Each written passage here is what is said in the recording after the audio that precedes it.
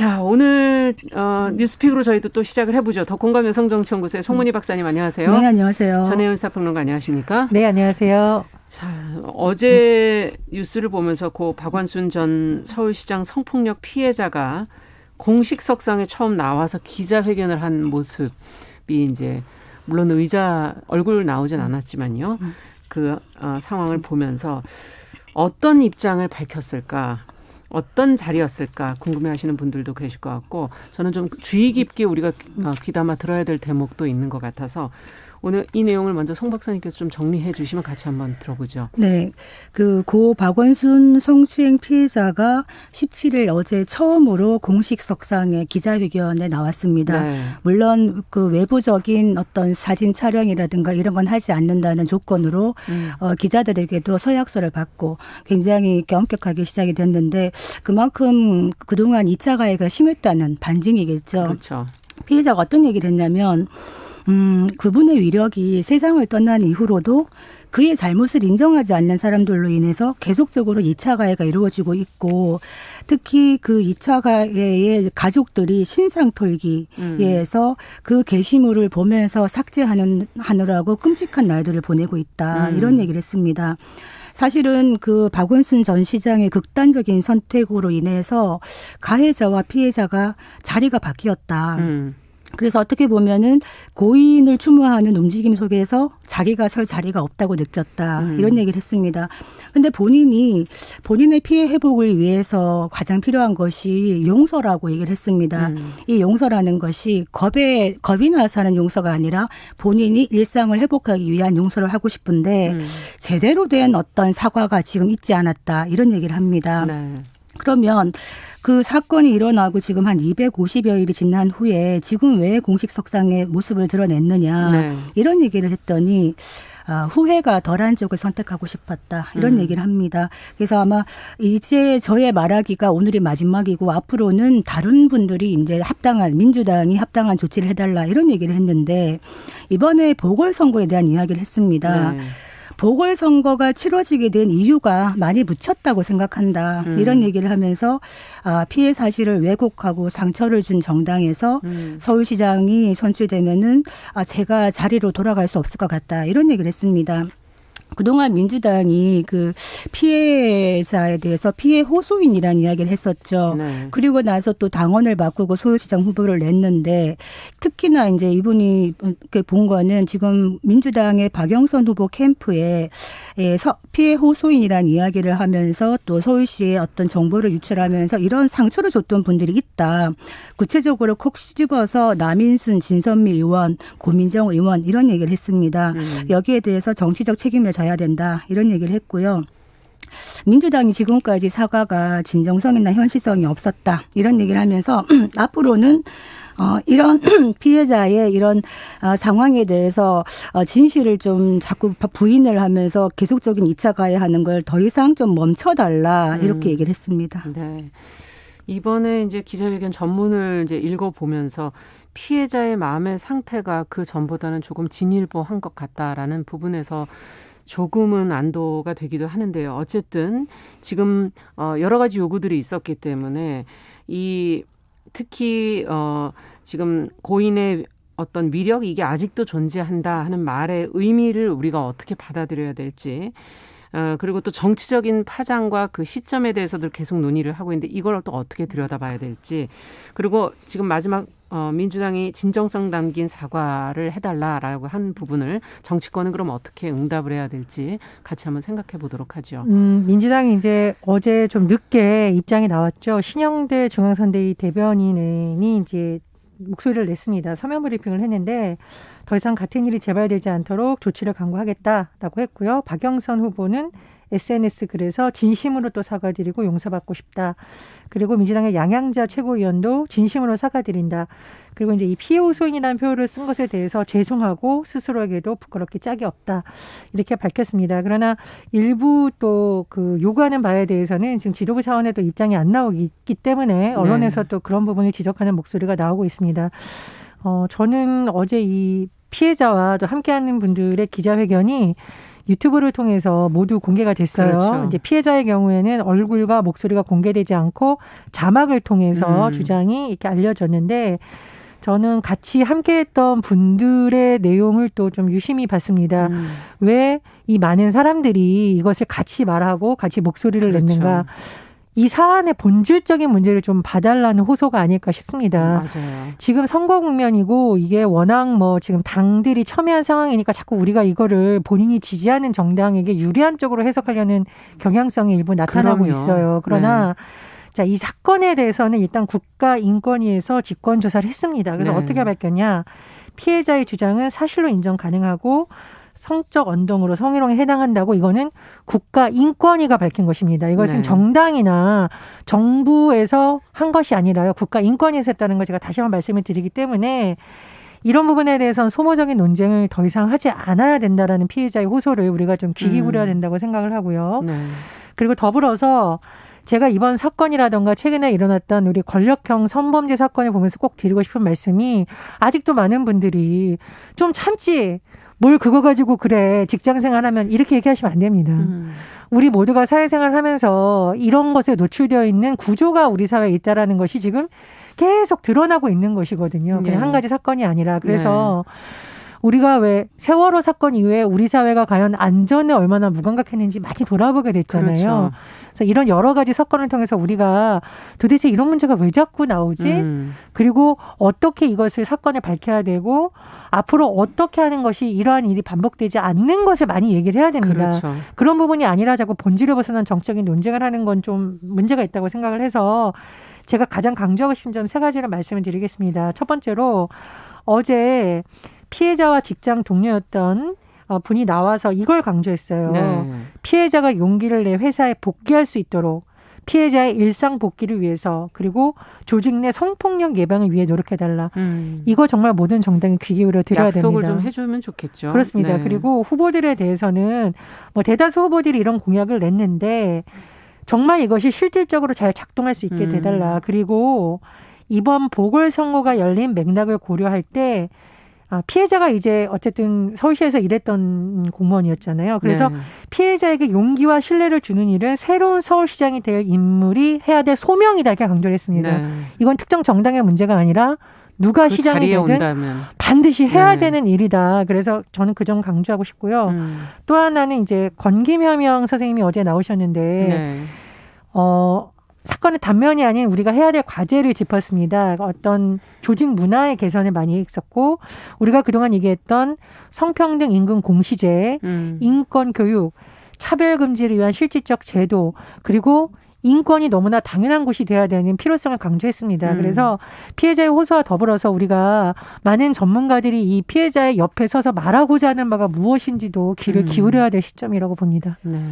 어제 제가 그 전문을 한 5번을 꼼꼼하게 읽어봤는데 굉장히 울림이 있었습니다. 그래서 아마 그대로 전달해 드리는 것이 가장 좋겠습니다만 맞아요. 예. 몇 곡지를 한번 추려본다면은 이런 얘기를 했어요. 본인이 고소하기로 한 결정이 너무나 끔찍한 오늘을 만든 게 아닐까 하는 자책감에 괴롭혔다. 이런 얘기를 네. 하는데 아주 인간적인 괴로움을 얘기한 겁니다. 그래서 사실상 고 박원순 시장이 이 방어권을 포기한 것이다. 죽음으로 인해서 그렇게 끔찍한 결과가 나오지 않았다면 고인이 살아서 또 인정하고 사과할 수도 있고 방어권을 행사할 수도 그렇죠. 있고 사실을 인정받을 수 있었을 텐데 그렇지 못한 상황에서 계속적으로 어떤 사실의 진실성에 대해서 의심을 받고 계속적으로 2차 가해가 가해지는 이런 상황에 대한 어려움을 얘기를 했는데 이 문장이 참 많이 와닿았습니다. 지금 많은 이분뿐만이 아니라 여러 곳에 있는 지금 드러나지 않고 있는 위축되어 있는 많은 성폭력 피해자분들에게 이 말씀이 용기가 되지 않을까 해서 전달하고 싶은데요.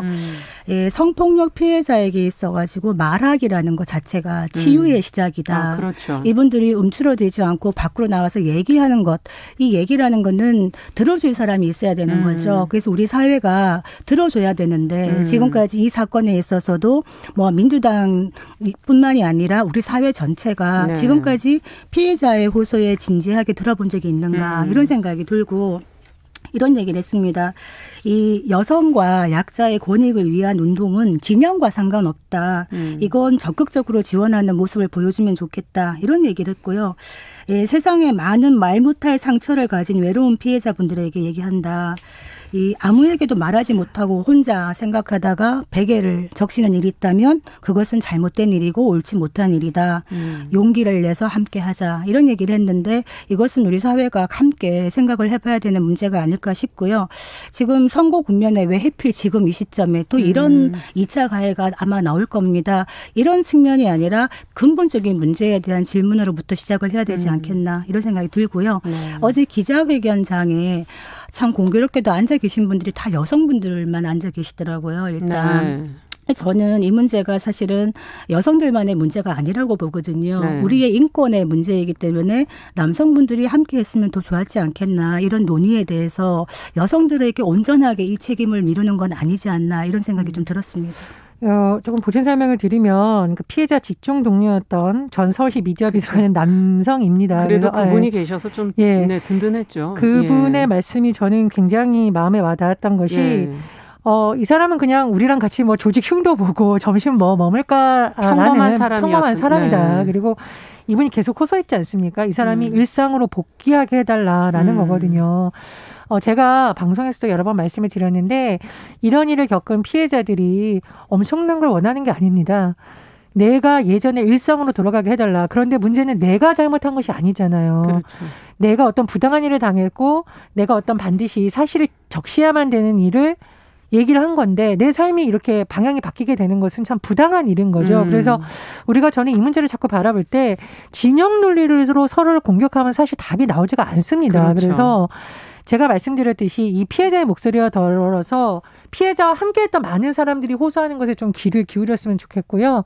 유튜브에 들어가셔서 한국 여성의 전화를 치면 이 모든 영상이 지금 공개되어 있습니다. 이제 다만 말씀드렸듯이 피해자의 얼굴과 목소리는 나오지 않고 자막 처리가 되어 있는데요.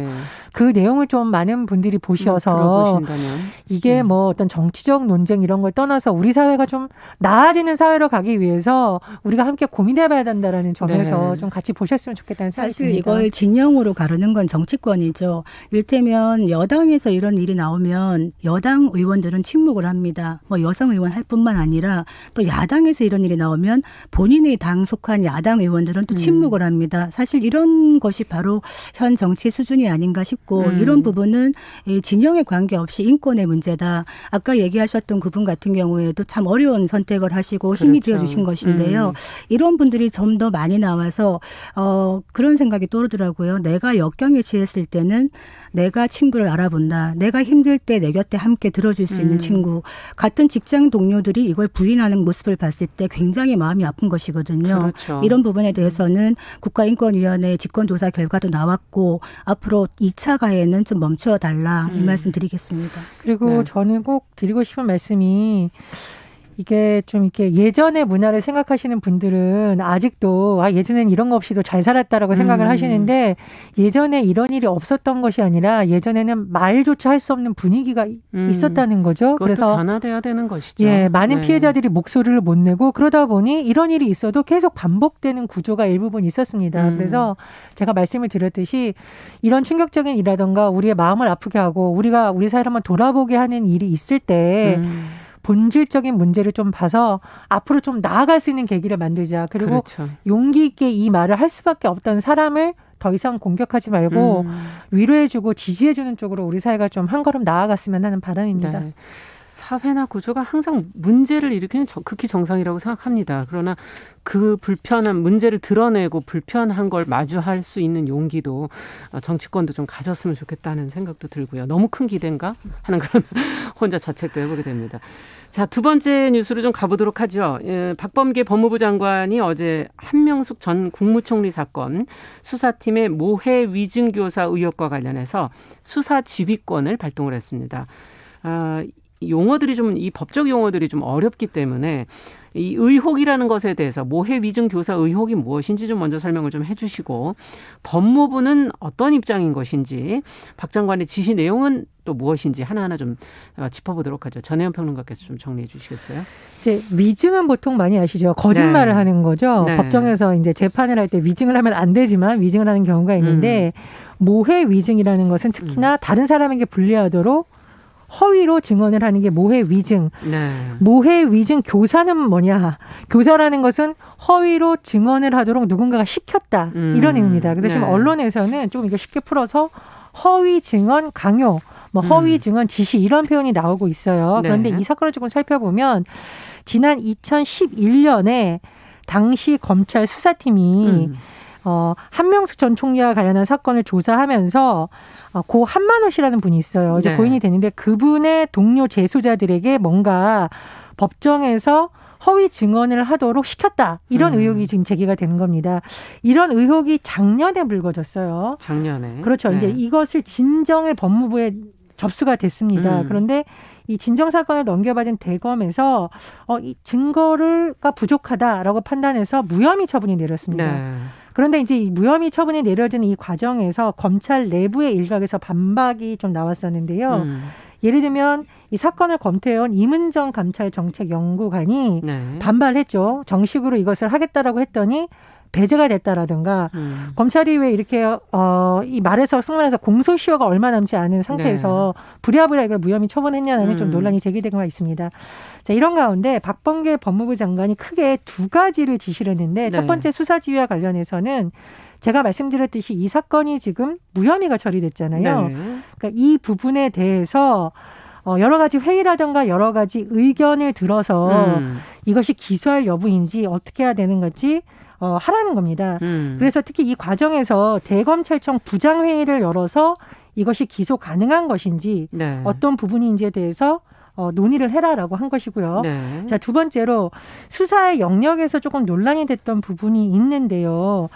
관행적으로 이런 수사 관행이 있었다고 해요. 예를 들면은 수용자, 재소자죠. 재송자에게 이렇게 편의를 주는 거죠. 뭐 가족들을 만나게 해준다던가 따로 불러서 뭐 얘기를 한다던가 이렇게 한 부분을 소위 이른바 조금 거친 표현입니다만 이 기자들과 검사들은 빨대를 활용한다는 표현을 써요. 이게 좀 거친 표현인데 정보원으로 재수자들을 활용한다라는 것이거든요.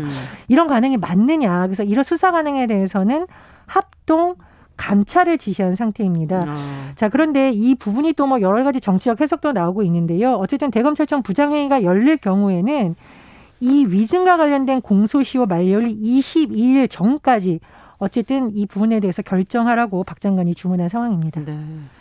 자, 그렇다면은 지금 여러 가지 얘기가 같이 나왔습니다. 무혐의에 대한 부분을 다시 한번 논의해봐라. 그리고 수사 관행에 대해서도 한번 이제 검토해봐라 이런 얘기들이 나온 건데요. 다시 또 검찰과 법무부 사이에 또 이견이 존재하기 때문에 갈등이 나오는 건 아닐까 뭐 이런 우려도 나오고 있고요. 또 이게 무혐의 결론이 과연 뒤집힐 수 있을 것인가. 어떻게 보십니까, 두 분은? 사실은 박범계 법무장관이 대검 부장회의가 판단해라라고 이제 좀 일임한 듯한 모양새는 취했습니다만 네. 이 법조계에서는 이거 사실상 기소하라는 지시다 이렇게 보는 의견이 많습니다.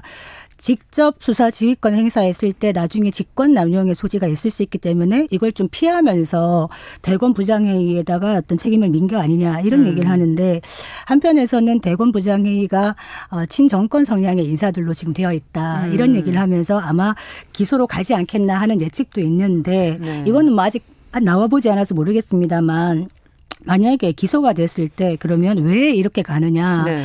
한명숙 사건은 참 오래 끌었습니다. 오래 끌었고 2년 복역도 다 마친 상황인데 네. 지금 왜 이런 얘기를 하는가. 이 재심을 가기 위한 수순이 아닌가. 일테면 재심은 딱 규정이 한 7가지 사유가 딱 정해져 있습니다. 근데 그중에 하나에 딱 걸릴 수 있는 게 바로 수사에 관여한 검사 등이 직무에 관한 죄를 저지르고 이게 유죄로 확정된다면 재심 사유가 되거든요. 네. 그렇다면 당시 수사 검사들이 이거 위증 교사한 거에 대해서 만약에 유죄 판결 나면 재심 갈 수 있습니다.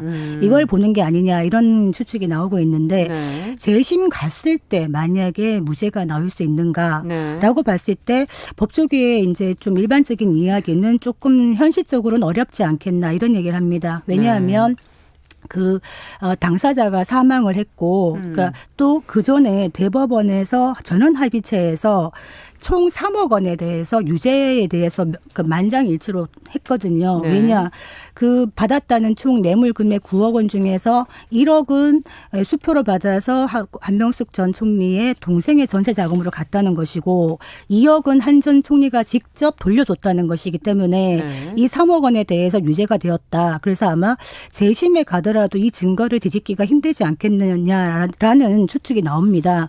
문제는 저는 이 수사 지휘권에 대해서 말씀을 안 드릴 수가 없는데요.